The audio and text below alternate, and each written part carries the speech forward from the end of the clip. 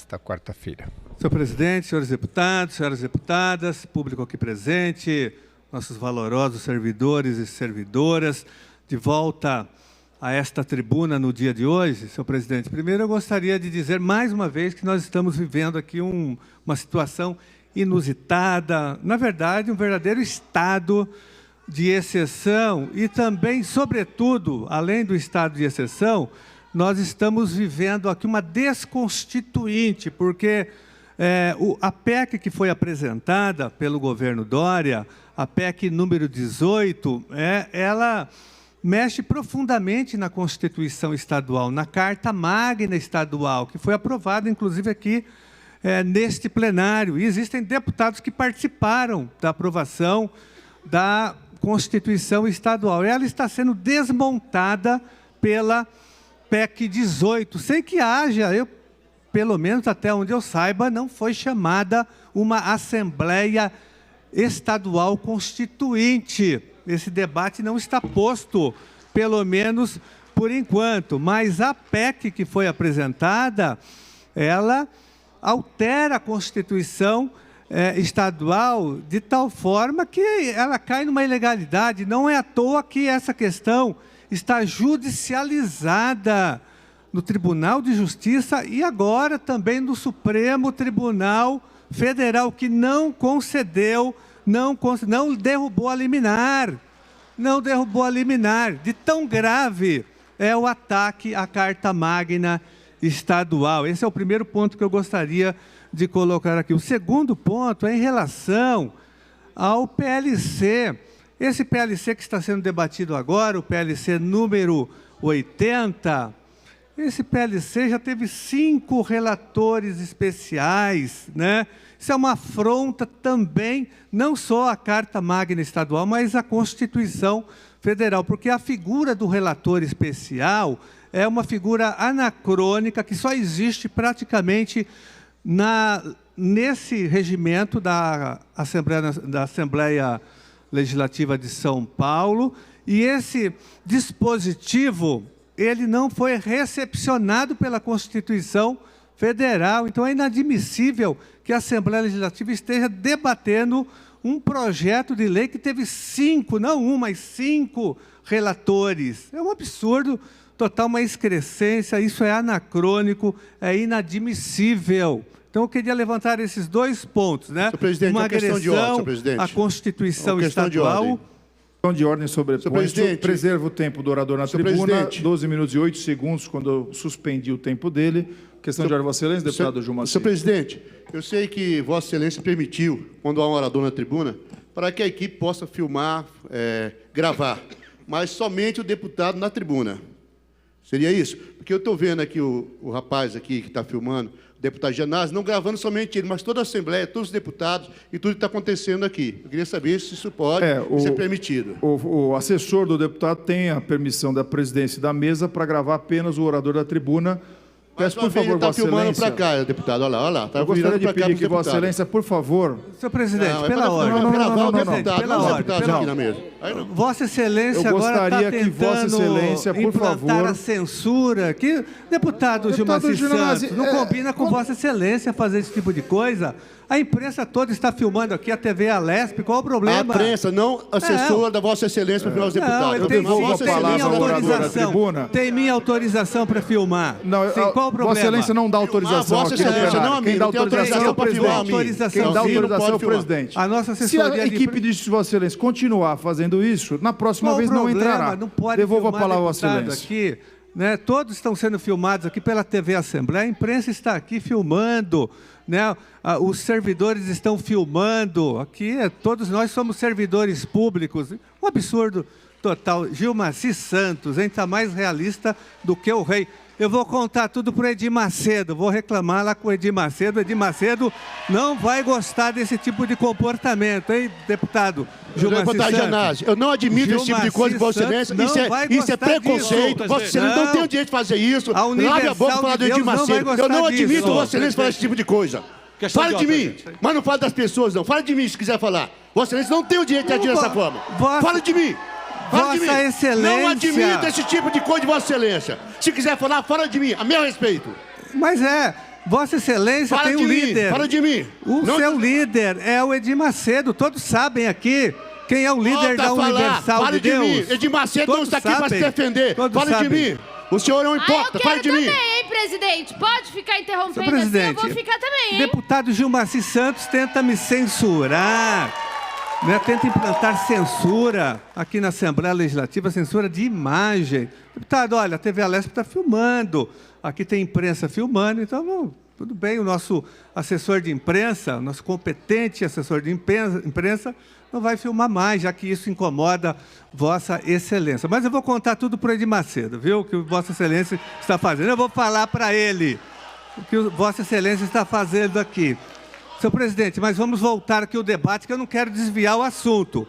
O meu tema aqui é a farsa da reforma da Previdência. Tentam desviar, deputado Isapena, a nossa atenção aqui. Eles querem fazer diversionismo para desviar o foco. O foco principal aqui é contra a luta contra a reforma da Previdência, né? É uma reforma que vai arruinar várias famílias de servidores. Nós temos aqui servidores, nós conhecemos muitos professores, por exemplo, que são casados com servidores da segurança pública, com servidores da saúde. Então, nós vamos ter famílias dilaceradas, porque ambos serão prejudicados. E aí, nós temos, eu quero até ilustrar o que eu quero mostrar aqui para vocês, que é a carta do Lucas, do menino Lucas, que fez uma carta muito interessante. Eu queria colocar aqui no painel, né, que é a carta do menino Lucas, mostrando exatamente a situação já de ruína de muitas famílias dos servidores públicos do Estado de São Paulo. Eu vou ler rapidamente aqui, né? Querido Papai Noel, meu nome é Lucas, tenho 9 anos. Esse ano eu não vou querer presente. Quero pedir para você levar de volta o João Dória. Ele vai embora, né? Porque ele é malvado, ele deixou meus pais muito tristes. Meu pai é policial e minha mãe professora. Ele precisa ser consertado, o Dória, que ele está falando, né? Rápido, porque acabou com a alegria de casa. Ou seja, está acabando com o Natal das pessoas, com o final de ano, e vai arruinar as vidas de milhares de servidores no Estado de São Paulo. Agora, por que nós afirmamos que a reforma da Previdência Estadual é uma farsa, como foi a do Bolsonaro também? Não tem diferença. Essa é pior até, isso nós já demonstramos inúmeras vezes. Mas eu quero dizer que o objetivo central das reformas em curso hoje no Brasil é, sobretudo, para canalizar dinheiro dos fundos públicos para o mercado financeiro. É disso que se trata. A reforma foi a reforma nacional, a reforma estadual também, e as municipais que estão em curso. Tudo para pagar a dívida pública brasileira. Porque com a crise de 2008, com a crise do capitalismo internacional, né, então o capitalismo ele tem que manter a sua margem de lucro, ele não pode perder nunca. Então, eles atacam agora os fundos públicos da Previdência, da Educação, da Saúde, para manter a margem de lucro e passar a conta da crise fiscal de 2008, da crise do capitalismo internacional, sobretudo do capitalismo financeiro, para os trabalhadores do mundo inteiro. E, nesse momento, eles jogaram a conta para os países do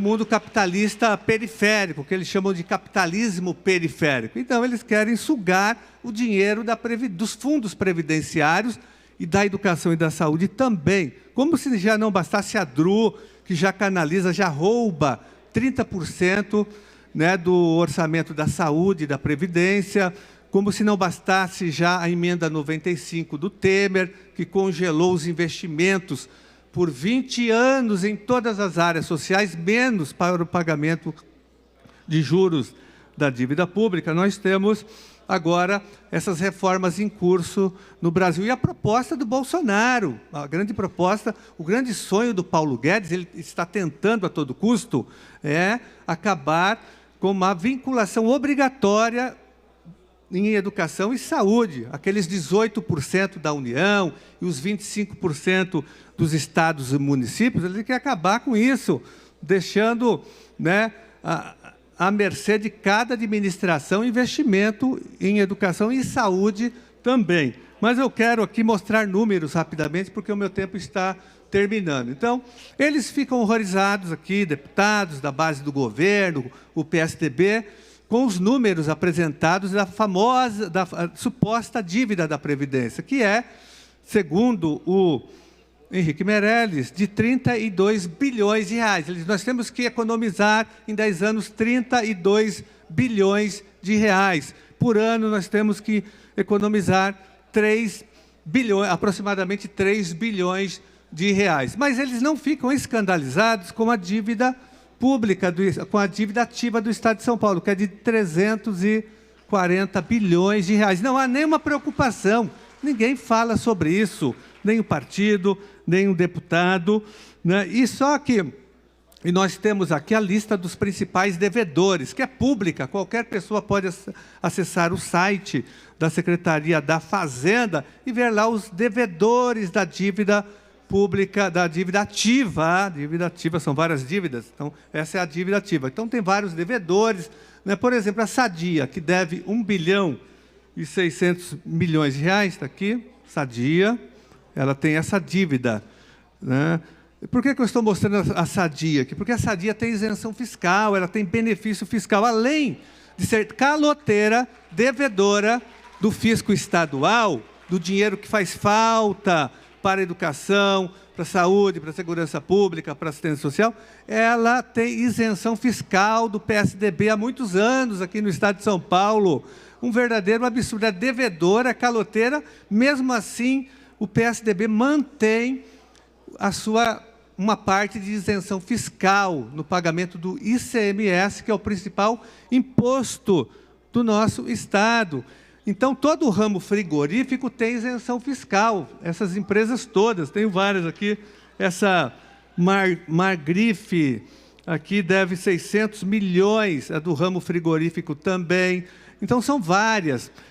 Então, esse debate aqui não entra. Por que será que as empresas não são questionadas pelos deputados que tanto se preocupam com o que eles chamam de rombo da Previdência? Não há preocupação. Então, dívida ativa, grandes devedores e isenções fiscais. Mas nós temos também a outra dívida, que é a dívida pública, que consome mais de 17 bilhões de reais por ano do erário público. A nossa luta histórica na Assembleia Legislativa, desde 2007, não só minha, mas também do deputado Raul Marcelo, sempre foi pela aprovação aqui de uma auditoria da dívida pública estadual. Nós queremos auditar a dívida, como queremos também auditar a dívida pública federal, da União, né? E é uma dívida só de rolar, essa dívida, os 17 bilhões, só com rolagem, não é nem para pagar a dívida, só com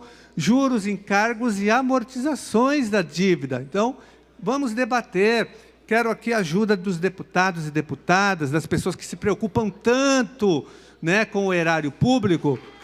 Não vejo manifestação nenhuma, né, de deputados que se preocupam tanto. Isso vai impactar. Outro dia, defendendo aqui um reajuste para o quadro de apoio escolar, para os agentes de organização escolar que ganham menos de R$1.000. Alguns deputados do Partido Novo dizem, não, mas vai ter custo, nós somos contra.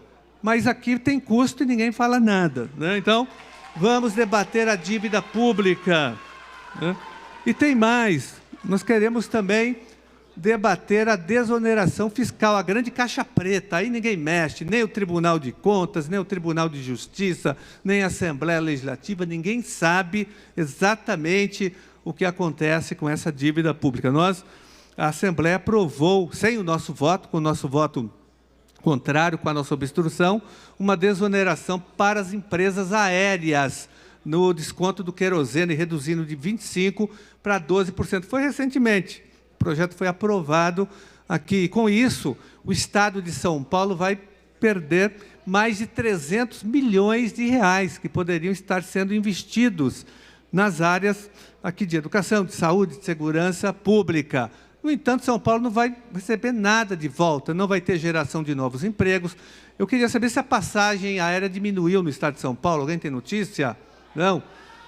A carne diminuiu também, porque a Sadia ela recebe isenção fiscal. O Estado deveria ter algum benefício. Então, quem comprar o peru de Natal tem que ver o preço lá, se pelo menos a Sadia fez um abatimento, porque ela deve 1 bilhão e 600 milhões de reais e tem isenção fiscal. Eu não como carne, eu sou vegetariano, mas para quem come tem que cobrar lá. Enfim, a desoneração fiscal é um tema importante que tem que ser debatido aqui. Não há transparência. O próprio Tribunal de Contas do Estado de São Paulo fez um parecer, quando julgou as contas do Alckmin, há 2 anos atrás, fez uma ressalva, criticando essa política de desoneração fiscal. O Tribunal de Contas, que também é um puxadinho do governo, talvez mais que a Assembleia Legislativa, até o Tribunal de Contas do Estado de São Paulo questionou essa transferência de dinheiro público do orçamento para as grandes empresas do Estado, para setores econômicos, né? Que no passado financiavam campanhas de governadores, prefeitos, deputados estaduais, federais e senadores aqui no Estado de São Paulo, que tinham vínculos, né, com deputados, com partidos políticos. Agora não pode mais financiar, não tem mais financiamento privado. Para concluir, deputado Gianazzi. Então, concluo isso dizendo não à reforma a farsa da reforma da Previdência.